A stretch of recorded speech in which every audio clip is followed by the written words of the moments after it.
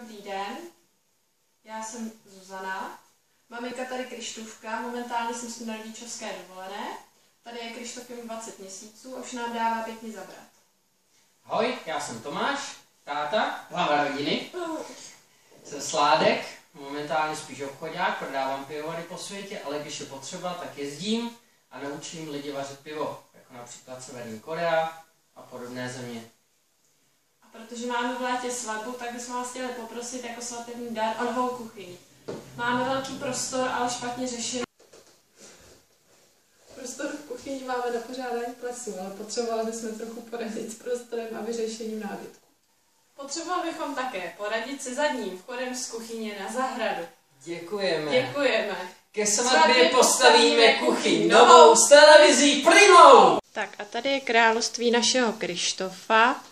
To je jediný pokoj, který už je snad ve finální podobě, aspoň do té doby, než bude v pubertě a začne vymýšlet něco jiného. A tady normálně spí naše babička, když přijde na návštěvu, jinak kočka.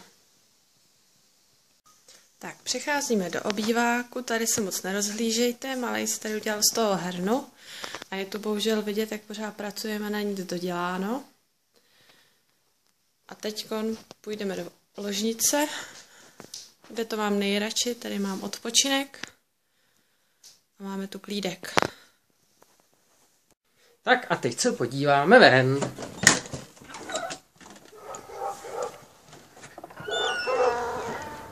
Vstupujeme přímo do silnice, kde samozřejmě jezdí auta. Toto je náš baráček, který už má novou fasádu.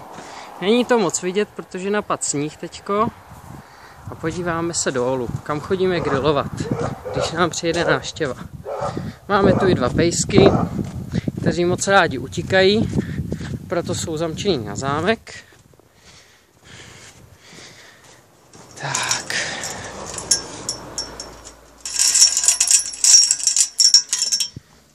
To jsou naše 2 pejsci, Ax i Chicken. Tady máme baráček z této strany. A sem chodíme grilovat. Obcházíme to celou dobu po silnici.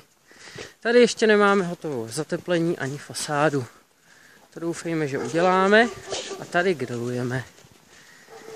Ještě vám ukážu náš nový komín.